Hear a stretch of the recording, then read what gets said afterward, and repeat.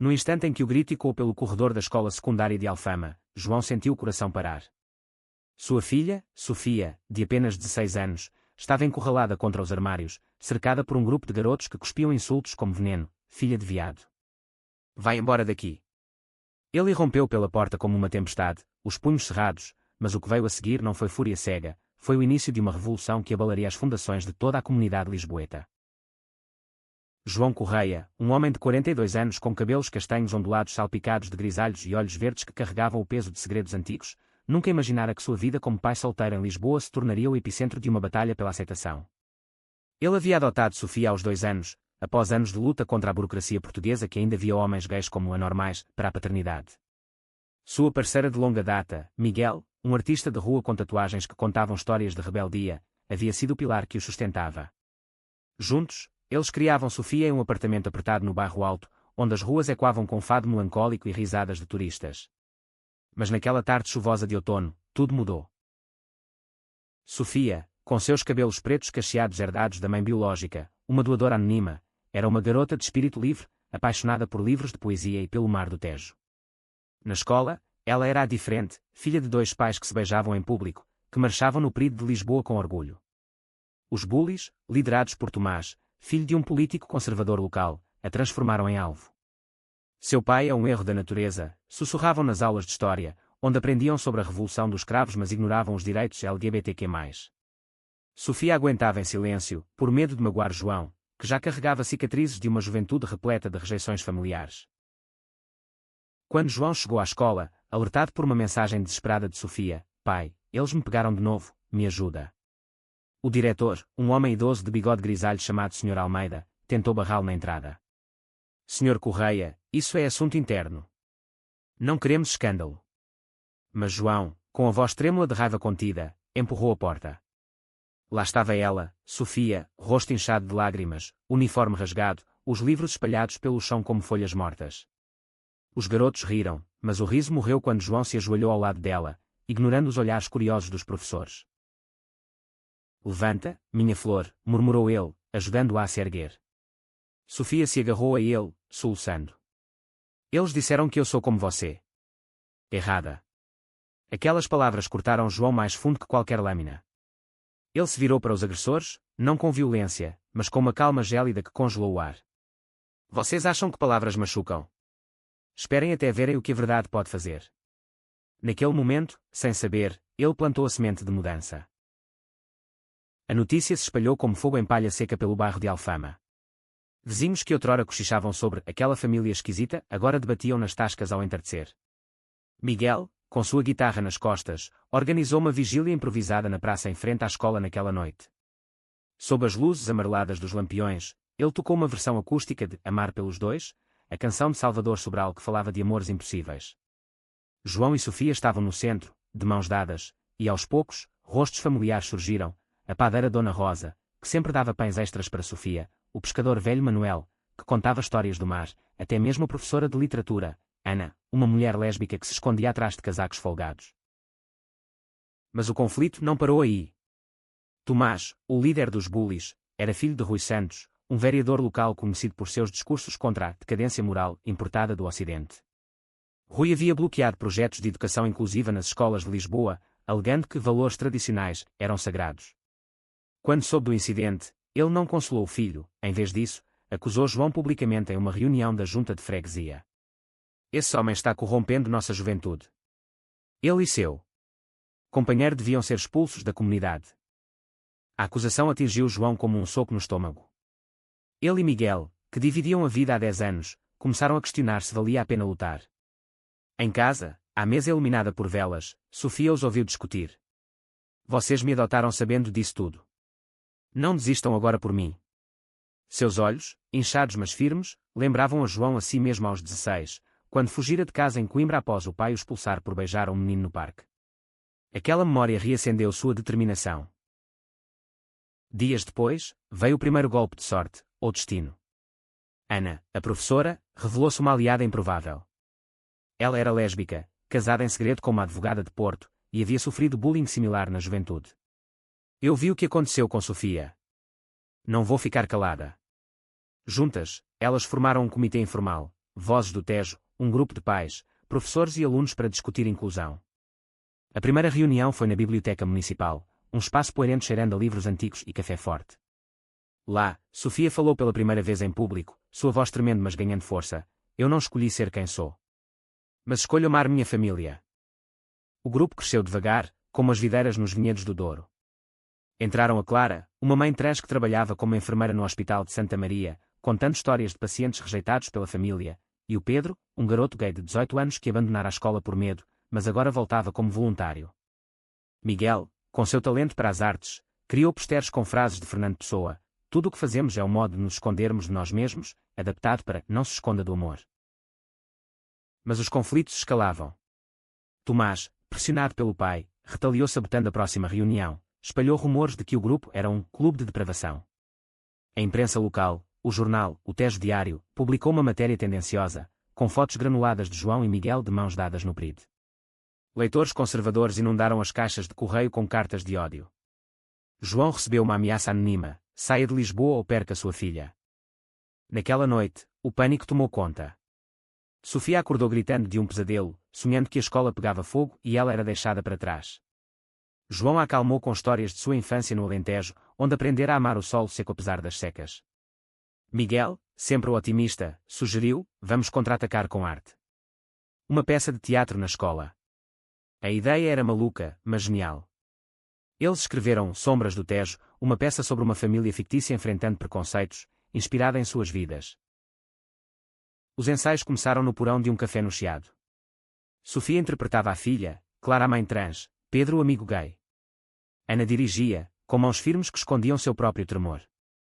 Mas o clímax veio quando Tomás apareceu em um ensaio, não para sabotar, mas para assistir escondido. Seus olhos, geralmente cheios de raiva, marejaram ao ver a cena onde o pai defendia a filha contra uma multidão hostil. Ele fugiu sem dizer nada, mas algo mudara. Enquanto isso, o romance entre João e Miguel, que sempre fora uma âncora quieta, ganhou camadas novas. Após uma discussão acalorada sobre fugir para o Porto, eles se reconciliaram sob as estrelas no mirador de Santa Catarina. Eu te amo não apesar de tudo isso, mas por causa, sussurrou Miguel, traçando os contornos do rosto de João. Era um amor maduro, forjado em noites de insônia e risadas compartilhadas, que inspirava Sofia a sonhar com seu próprio futuro, talvez com a amiga de classe, a tímida Inês, cujos olhares demorados diziam mais que palavras. A véspera da peça trouxe o primeiro grande twist. Rui Santos, o vereador, anunciou uma moção para fechar o comitê Vozes do Tejo, alegando perturbação da ordem pública. A comunidade se dividiu, alguns vizinhos, como Dona Rosa, defenderam João abertamente, outros, temendo perder favores políticos, se calaram. Sofia, sentindo o peso, confessou a João um segredo: eu acho que gosto de Inês. Mas e se ela me odiar por causa do que dizem sobre nós? João, com lágrimas nos olhos, a abraçou: o amor verdadeiro não odeia. Ele constrói pontes. A apresentação da peça aconteceu em um auditório lotado da escola, sob chuva torrencial que batia nas janelas como aplausos nervosos. O público era misto, apoiadores com faixas arco-íris, céticos de braços cruzados, e até repórteres do público. Sofia subiu ao palco, coração martelando, e entregou sua fala com uma paixão que silenciou o salão. Quando a cortina caiu, o aplauso veio hesitante, depois ensurdecedor. Mas o verdadeiro drama explodiu nos bastidores. Tomás, chorando, aproximou-se de Sofia. Eu sinto muito. Meu pai me obriga a ser assim. Mas eu vi a peça e eu também me sinto errado. A confissão de Tomás foi o catalisador. Ele revelou que Rui o forçava a participar das agressões para endurecê-lo, um ciclo de abuso disfarçado de tradição. Ana, com sua rede de contatos, chamou a polícia da família, e uma investigação começou. A mídia nacional pegou a história, escola de Alfama, do ódio à esperança. Rui Santos renunciou em desgraça, e o diretor Almeida, pressionado, implementou treinamentos obrigatórios sobre diversidade. Mas nem tudo era vitória fácil. Miguel sofreu um colapso emocional, revivendo traumas de sua própria rejeição familiar no Algarve. João o levou para um retiro em Sintra, onde as florestas encantadas os ajudaram a curar. Lá, sob as ruínas do Castelo dos Mouros, eles renovaram votos informais, prometendo enfrentar o que viesse. Sofia, por sua vez, deu o primeiro passo com Inês, um bilhete deixado na carteira: queres ver o pôr do sol no Tejo comigo? A resposta veio com um coração desenhado. A comunidade transformou-se aos poucos. O comitê, Vozes do Tejo, expandiu-se para outras freguesias, com palestras em feiras de sardinha e murais de rua celebrando heróis LGBTQ+ portugueses, como o poeta António Boto. Dona Rosa abriu uma pastelaria inclusiva, empregando jovens que er. Pedro voltou à escola e se formou com honras, inspirando outros. Anos depois, em uma Lisboa mais colorida, João olhava para Sofia, agora uma jovem mulher estudando literatura na Universidade de Coimbra, de braços dados com Inês. Tomás, redimido, trabalhava como ativista, longe das sombras do pai. Miguel expunha suas pinturas no Lisboa Factory, capturando a essência de amores resilientes. E João? Ele sorria, sabendo que o perigo na escola não fora o fim, mas o começo de uma sinfonia de aceitação. A calmaria pós-tempestade era ilusória, como o sol de inverno que ilude com seu brilho mas não aquece. 2 semanas após a peça, João recebeu uma carta oficial da Junta, uma petição para revogar sua adoção de Sofia, alegando ambiente inadequado. O remetente.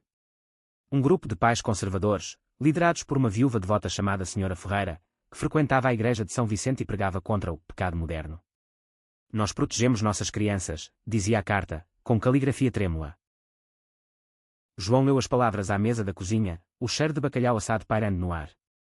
Miguel, que preparava o jantar, largou a faca. Isso é ridículo. Temos direitos. Sofia, fazendo lição na sala adjacente, ouviu e correu para eles, o rosto pálido. Eles não podem me tirar de vocês. Eu sou sua filha. O pânico dela era contagioso, mas João respirou fundo, recordando as lições de sua terapeuta, uma mulher que era de Setúbal que o ajudara a navegar a depressão pós-adoção. Vamos lutar. Com leis, não com raiva. A batalha legal começou em um escritório abafado no Rossio, onde a advogada Diana, Marta, alta, com cabelos curtos e um broche de arco-íris, desmontou a petição ponto por ponto. A Constituição Portuguesa garante igualdade desde 2004. Essa alegação é discriminatória pura. Mas o juiz, um homem de semblante severo chamado Dr. Lobo, era conhecido por inclinações conservadoras. Ele adiou o caso por mais deliberações, deixando João em um limbo agonizante. Enquanto isso, as rachaduras no relacionamento de João e Miguel se aprofundavam. Miguel, sempre o sonhador, queria protestos públicos. João, o pragmático, preferia canais discretos. Você está se escondendo de novo, acusou Miguel uma noite, após uma discussão que terminou com portas batendo. Sofia, no meio, sentia-se culpada, como se sua existência fosse a faísca. Ela começou a se afastar, passando mais tempo com Inês em passeios pelo Jardim da Estrela, onde flores de jacarandá caíam como confetes roxos. Inês era um raio de sol tímido, 17 anos, olhos castanhos e uma risada que ecoava como sinos. Filha de imigrantes brasileiros, ela entendia marginalização, sua família lidava com xenofobia diária. Eu gosto de você porque você é corajosa, confessou ela a Sofia durante um piquenique às margens do Tejo, onde gaivotas planavam preguiçosas. Sofia corou, o coração acelerado. Mas e se minha família for destruída?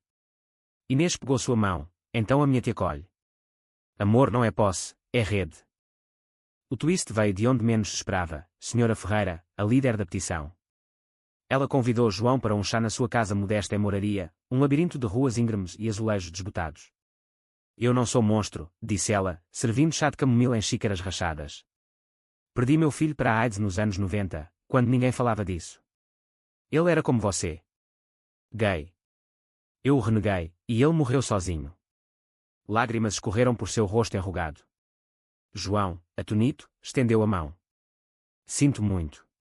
O ódio vem do medo, não é? Naquela tarde, nasceram improváveis aliadas. Senhora Ferreira retirou seu apoio à petição, confessando publicamente em uma missa lutada, Deus ama todos os seus filhos. A notícia viralizou nas redes sociais portuguesas, com hashtags como Amor Sem Fronteiras. O caso de João ganhou apoio de celebridades. A cantora Carminho doou para o Fundo Legal, e o ator João Manzarra compartilhou sua própria jornada queer no Instagram. Mas Rui Santos, mesmo renunciado, não desistia. Seu escritório improvisado em Cascais, ele financiou contra-manifestações, pintando o comitê como propaganda estrangeira. O clímax da tensão familiar explodiu em uma viagem de fim de semana a Óbidos, a vila medieval cercada de muralhas. João e Miguel brigaram feio no carro, com Sofia no banco de trás, fones nos ouvidos para bloquear os gritos. Você sempre prioriza a imagem perfeita, berrou Miguel. João rebateu, e você foge para a arte quando a realidade dói. O carro parou abruptamente na estrada, e Sofia saiu correndo para um campo de flores silvestres, chorando. Horas depois, eles a encontraram sentada em uma pedra, escrevendo poesia em um caderno. Eu escrevi sobre nós. Sobre como o amor é uma ponte quebrada que a gente conserta juntos. Aquelas palavras os uniram novamente. De volta a Lisboa, eles participaram de uma sessão de terapia familiar no Centro Comunitário do Barro Alto, onde paredes grafitadas contavam histórias de resistência. A terapeuta, uma mulher não binária chamada Alex, guiou-os através de exercícios, cartas de gratidão lidas em voz alta. Miguel escreveu para João: "Você me ensinou que vulnerabilidade é força." Sofia: "Para ambos, vocês são minha casa, onde quer que eu vá." Enquanto o caso judicial avançava, outro conflito surgiu na escola. Inês, corajosa por Sofia, saiu do armário em uma assembleia estudantil, desafiando o diretor Almeida a implementar um clube LGBTQ+. Bullies remanescentes reagiram com pichações nas paredes: "Saiam, aberrações." Pedro, agora mentor, organizou uma limpeza coletiva, transformando o ódio em arte, murais de mãos entrelaçadas em tons de arco-íris. Sofia e Inês deram o passo seguinte em um festival de fado no Largo do Carmo. Sob a melodia triste de uma viola, elas se beijaram pela primeira vez, um beijo tímido, doce como pastéis de nata. João e Miguel, assistindo de longe, trocaram um olhar cúmplice. "Nossa garota está voando", disse Miguel. Mas o perigo não acabara. Uma noite, Sofia recebeu mensagens anônimas, fotos dela e Inês manipuladas, com ameaças de divulgação. O remetente: um ex-amigo de Tomás, ainda leal a Rui. João agiu rápido, envolvendo a polícia cibernética.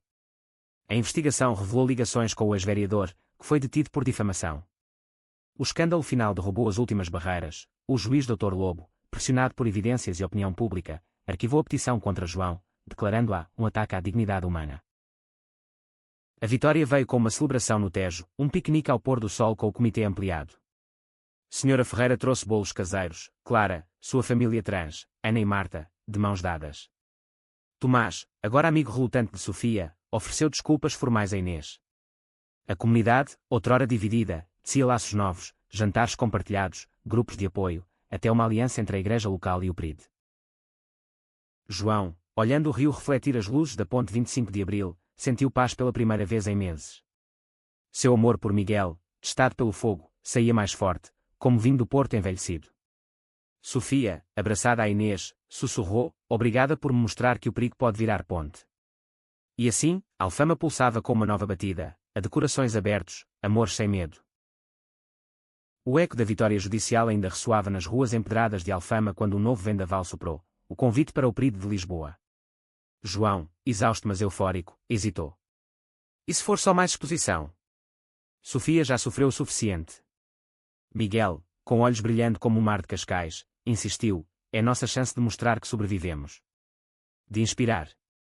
Sofia, agora confiante com Inês ao lado, votou a favor: "Vamos marchar juntos. Pela família que construímos." Os preparativos viraram um furacão criativo. Miguel desenhou fantasias temáticas, capas bordadas com versos de Luís de Camões sobre amores proibidos.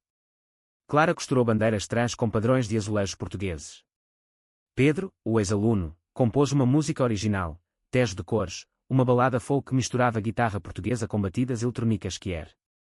Senhora Ferreira, em sua reviravolta, juntou-se ao coro da igreja para ensaiar hinos adaptados, trocando pecado por celebração.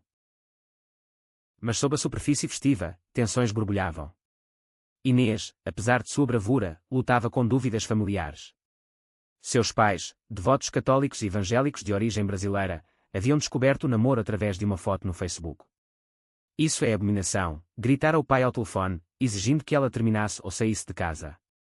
Inês, dividida, confidenciou a Sofia durante um passeio noturno pelo aqueduto das Águas Livres: "Eu amo você, mas e se eu perder tudo?" Sofia, com sabedoria além de sua idade, respondeu: "Amor de verdade não rouba, ele multiplica. Fale com eles como eu falei com os bullies, com coração aberto." O ensaio do desfile trouxe o primeiro conflito interno. Tomás, convidado por Sofia para redimir-se publicamente, apareceu nervoso, vestindo uma camisa branca simples. "Eu não sei se mereço isso", murmurou ele ao ver os olhares céticos. João, recordando sua própria jornada de perdão, estendeu a mão: "Ninguém merece graça, a gente ganha ela lutando." Tomás juntou-se ao grupo, carregando uma placa que dizia: "Errei, mas aprendo", um ato de vulnerabilidade que quebrou o gelo. Enquanto isso, o romance de João e Miguel ganhava um capítulo inesperado. Durante uma visita ao Museu Nacional de Arte Antiga, parados diante de um quadro de amores mitológicos, Miguel ajoelhou-se impulsivamente. Casa comigo, de verdade.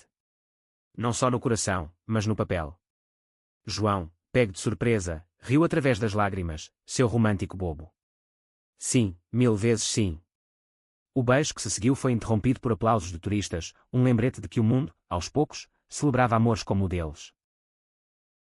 O dia do Pride amanheceu com sol radiante, raro para junho em Lisboa. A marcha começou na Praça do Comércio, com o Tejo como testemunha reluzente. Milhares se reuniram, drag queens em plumas vibrantes, famílias hetero com crianças orgulhosas, ativistas com megafones e quando igualdade agora. O grupo de Alfama marchava no meio, com Sofia e Inês de mãos dadas, vestidas em camisas combinando com estampas de pavões, símbolo de renascimento. Senhora Ferreira, com um rosário no pescoço e uma bandeira arco-íris na mão, cantava ao lado de Clara, cujos saltos ecoavam como batidas de tambor. Mas o drama irrompeu na Avenida da Liberdade, quando um contramanifestante, um remanescente do Círculo de Rui Santos, um homem corpulento chamado Vasco, jogou uma garrafa de água na multidão, mirando Sofia. O vidro se estilhaçou aos pés dela, e o pânico se espalhou. João, instintivamente, protegeu a filha, mas foi Tomás quem reagiu, ele se interpôs, gritando par. Isso não resolve nada, recebendo um soco no ombro. A polícia interveio rápido, mas o incidente viralizou ao vivo nas redes, transformando Tomás em herói relutante. Ele nos salvou, postou Inês, e as visualizações explodiram. Nos bastidores do hospital onde Tomás foi tratado por um hematoma, veio a revelação bombástica. Enquanto esperavam os resultados dos exames, ele confessou a João: meu pai não era o pior. Minha mãe. Ela é lésbica, mas se escondeu por décadas por causa dele. Eu agia como ele para não ser como ela. As palavras pairaram pesadas, como fumaça de incenso em uma capela. João, tocado, abraçou o rapaz. Segredos destroem. Liberdade cura.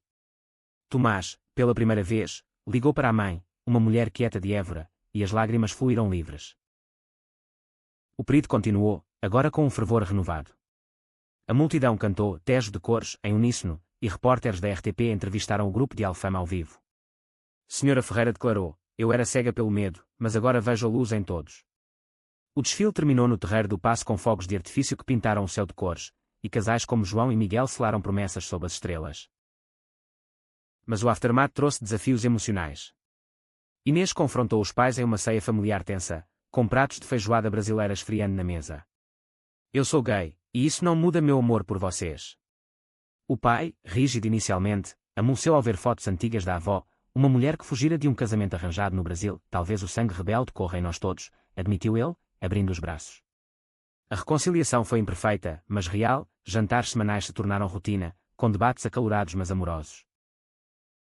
Sofia, fortalecida, organizou um clube escolar oficial, Arco-Íris do Tejo, com reuniões semanais na biblioteca. Pedro se tornou o primeiro presidente, compartilhando histórias de superação. Ana e Marta anunciaram sua gravidez por inseminação, inspirando Clara a sonhar com a adoção. E Miguel? Ele propôs a João em uma cerimônia íntima na Sinagoga de Lisboa, um local de resiliência histórica, com Sofia como madrinha e Inês cantando uma serenata.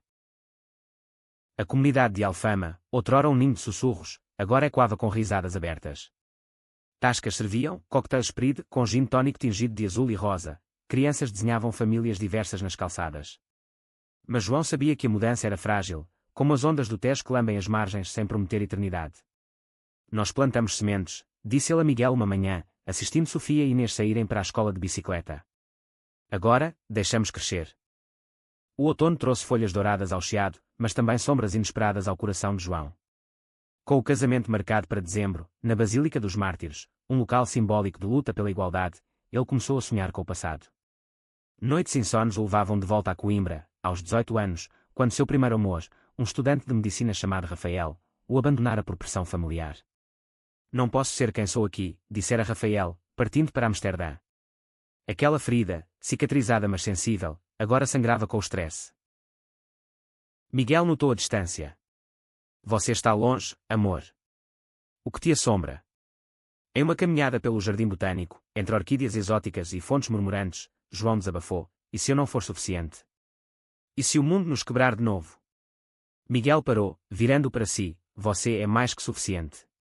Você é o homem que me faz acreditar em finais felizes. O beijo que se seguiu foi urgente, um bálsamo para almas cansadas. Sofia, por sua vez, navegava as águas turbulentas da adolescência que era. O clube Arco-Íris do Tejo florescia, com 20 membros debatendo livros como O Nome da Rosa, sob lentes de identidade. Mas Inês, pressionada pelos estudos e família, começou a se afastar sutilmente, mensagens não respondidas, planos cancelados. Ela diz que é só cansaço, confidenciou Sofia a Clara durante uma sessão de manicure no salão de Dona Rosa, onde unhas ganhavam tons arco-íris. Clara, com sua voz rouca de anos fumando, aconselhou: amor jovem é como vinho verde, azedo às vezes, mas enriquece com tempo. Converse, menina. O confronto aconteceu em um café no Príncipe Real, com cheiro de expresso e croissants quentes. Inês chegou atrasada, olhos vermelhos. Eu te amo, Sofia, mas meus pais querem que eu foque no vestibular. Eles acham que isso é distração. Sofia sentiu o chão tremer. Então eu sou só uma fase. Depois de tudo. Lágrimas caíram no chá de hortelã, mas Inês negou, pegando sua mão: não. É medo meu. De não ser boa o suficiente para nós. Elas saíram dali de braços dados, prometendo pausas reflexivas, não ruptura, mas respiro. Enquanto isso, o comitê enfrentava um revés político.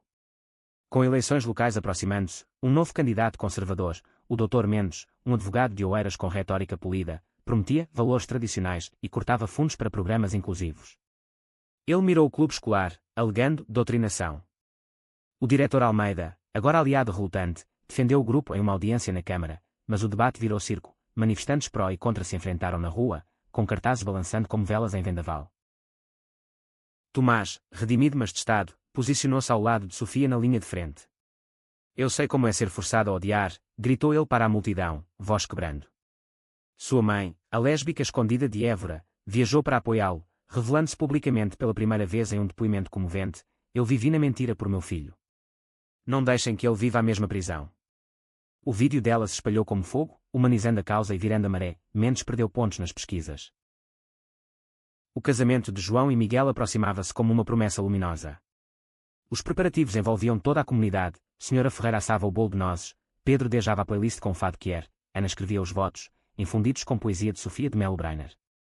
Mas um twist dramático veio na véspera. Rafael, o ex-amor de João, contatou-o via LinkedIn. Agora médico em Lisboa, casado com um homem holandês, ele vira a história de João na TV e queria se desculpar. Eu fui covarde. Você merecia melhor. O encontro foi em um banco no Parque Eduardo VII, com o vento outonal carregando folhas secas. Rafael, grisalho e sereno, estendeu a mão. Eu te amei de verdade, mas o medo venceu. Ver você agora me inspira a contar minha história. João perdoou, não por esquecer, mas por crescer.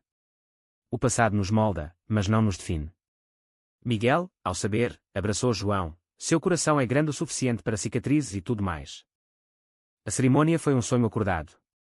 A basílica, com vitrais filtrando luz arco-íris, encheu-se de vozes cantando Aí, moraria. Sofia, de vestido azul como o Tejo, entregou as alianças com um discurso que emocionou: vocês me ensinaram que família é escolha, não sangue. Sejam felizes, pais. Inês, ao lado dela, sussurrou: nós vamos fazer isso também um dia. O beijo dos noivos selou não só um amor, mas uma era de aceitação. Pós-casamento, veio a lua de mel curta em Évora, vinhos, ruínas romanas, noites estreladas. Mas de volta, o perigo espreitava em forma sutil: burnout.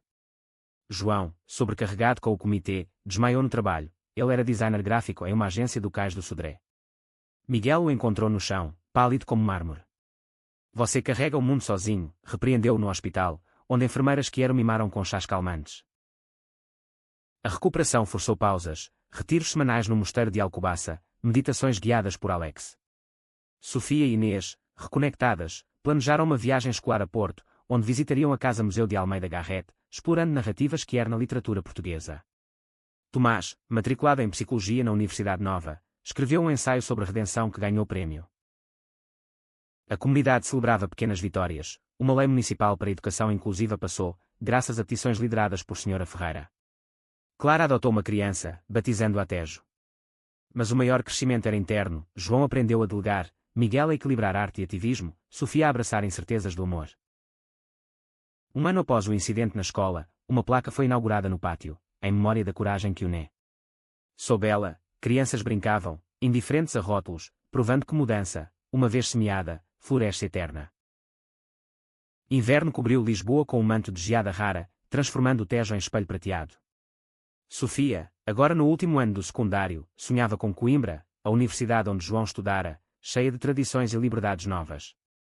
Mas o sonho trazia medos: deixar Inês, a família, o clube que ajudara a construir. E se eu me perder lá, confessou ela a João durante um jantar de cozida à portuguesa, vapor subindo como fantasmas amigáveis.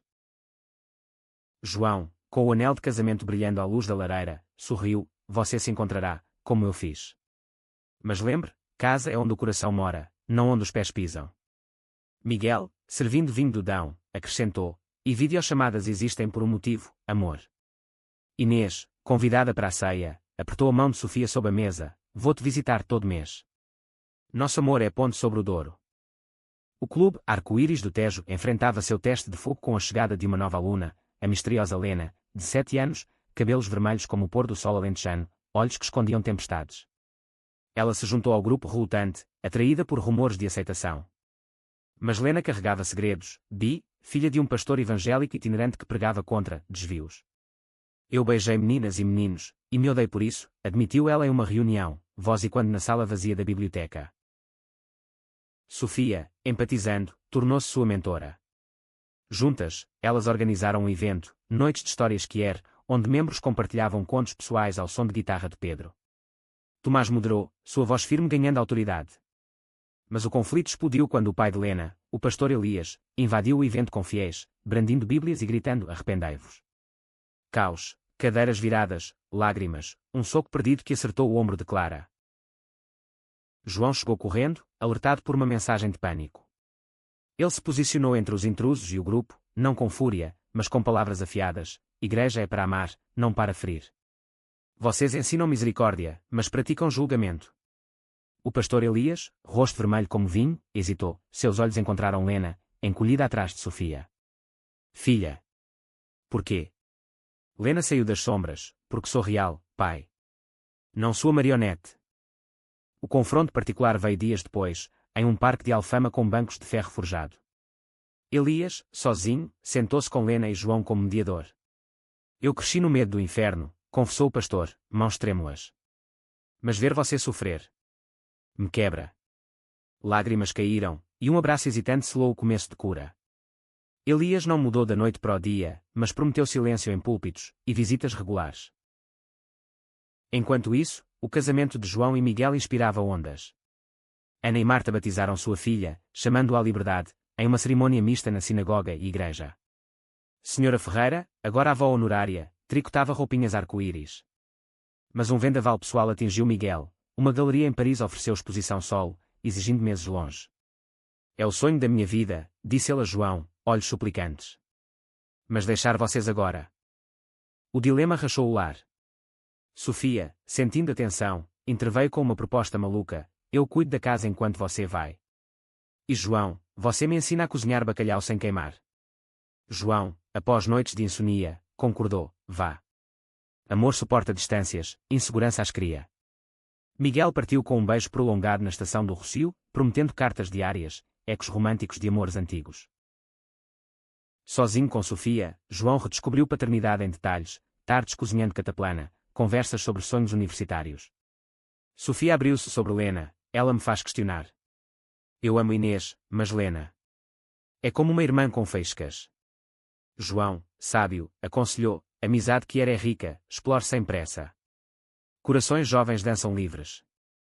O twist veio com uma carta de Rafael. Ele e o marido adotavam uma criança e convidavam João para padrinho. Sua jornada nos inspirou a formar família. João aceitou, encontrando closura em um branch no Time Out Market, onde risadas misturavam sacheiros de pastéis e mariscos. Inês e Sofia fortaleceram laços com uma viagem de trem a Sintra, castelos de conto de fadas, florestas nebulosas. Lá, em um palácio escondido, elas trocaram colares de conchas, promessa de retorno. Mas de volta, Lena confessou sentimentos por Sofia, criando um triângulo delicado. Eu não quero machucar Inês, disse Lena, olhos baixos. Sofia, madura, estabeleceu limites: meu coração é de Inês agora. Mas você é família. A amizade sobreviveu, mais forte. O retorno de Miguel trouxe reconciliação ardente. Ele voltara com quadros de Paris tingidos de saudades lisboetas, um deles retratando João e Sofia à beira-tejo.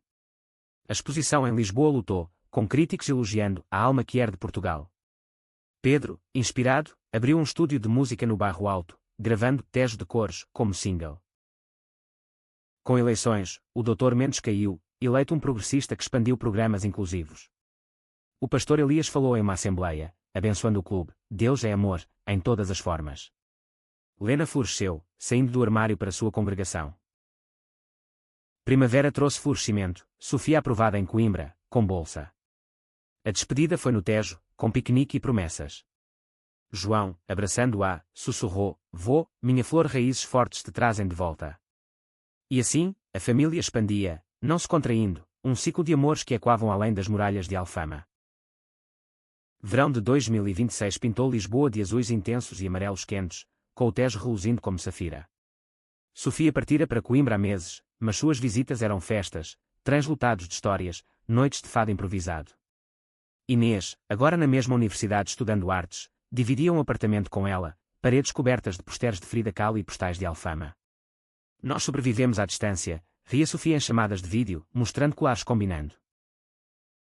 João e Miguel, aninhados em rotina abençoada, planejavam a adoção de uma segunda criança, um menino de 7 anos chamado Tiago, órfão de um acidente em Setúbal. O processo era árduo, com entrevistas que escavavam almas, mas eles persistiam. Vamos dar a ele o que Sofia teve, amor sem condições, dizia Miguel, pintando retratos de família imaginada. O Comitê Vozes do Tejo evoluíra para uma ONG regional, com capítulos em Porto e Faro. Senhora Ferreira presidia o de Alfama, sua casa agora um hub de reuniões com chá e pastéis. Clara, mãe recente, compartilhava dicas de paternidade trans em workshops. Tomás, em seu segundo ano de psicologia, liderava terapias de grupo para jovens que era sua própria redenção virando farol. Mas o último grande conflito irrompeu como trovão, uma série de ataques homofóbicos em Lisboa, grafites venenosos em bares do Bairro Alto, agressões noturnas no Cais do Sodré. A mídia culpava elementos radicais de fora, mas investigações apontavam raízes locais, ligadas a remanescentes do círculo de Rui Santos, agora preso mas influente nas sombras. Um alvo. O estúdio de Pedro, pichado com Morte aos Viados. João, sentindo o eco do passado, organizou uma marcha de solidariedade, não raivosa, mas luminosa, com lanternas de papel inspiradas em festas de São João. Milhares se juntaram, de Alfama ao Chiado, cantando hinos de unidade. Sofia e Inês desceram de Coimbra, mãos entrelaçadas, carregando uma faixa: Amor vence ódio. Lena, agora abertamente bi, marchava ao lado de seu pai, o pastor Elias, que carregava uma cruz adornada de arco-íris. O clímax veio na Praça Luís de Camões, quando um grupo de agressores mascarados surgiu das sombras, arremessando pedras. Pânico, gritos, correria.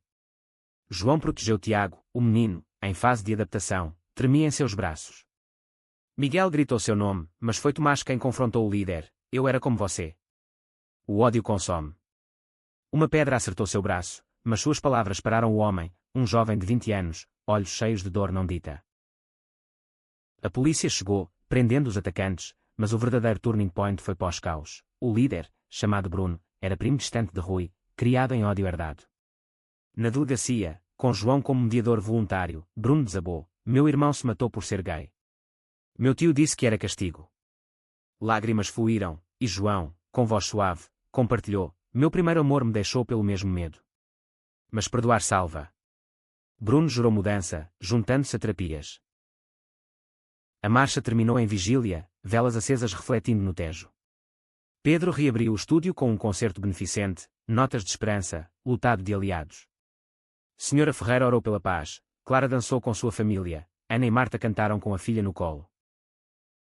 Com Tiago oficializado na família, veio a integração delicada. O menino, com olhos curiosos e sotaque alentejano, perguntava sobre tudo: por que papais se beijam? João respondia com histórias de heróis: porque amor é coragem. Miguel pintava murais no quarto dele, com dragões e princesas Kier. Sofia, em Frias, virou irmã maior, ensinando-a a nadar no rio. Inês e Sofia, em Coimbra, enfrentavam seu próprio drama. Uma ex-namorada de Inês reapareceu, ciumenta e manipuladora, espalhando boatos no campus. Ela diz que eu te traí, chorou Inês por telefone. Sofia, ferida mas resiliente, voou de trem, confronto resolvemos juntas. O reencontro no Rossio foi lágrimas e abraços, seguido de uma conversa franca com a ex, mediada por um conselheiro universitário. Limites traçados, o laço delas fortaleceu, planos de futuro sussurrados sob as estrelas. O ano fechou com uma reunião familiar em Alfama, Natal com luzes piscando nas varandas, mesa farta de rabanadas e bacalhau. Tiago ria, abrindo presentes, Lena tocava violão, Tomás brindava a cura. João, olhando ao redor, sentiu o círculo completo, do perigo na escola à tapeçaria de amores tecida. Anos fluiriam, mas aquela noite cristalizou. Comunidades mudam não por heróis solitários, mas por corações entrelaçados, enfrentando tempestades com mãos unidas. O Tejo, eterno, carregava suas histórias para o mar, onde todos os rios se encontram.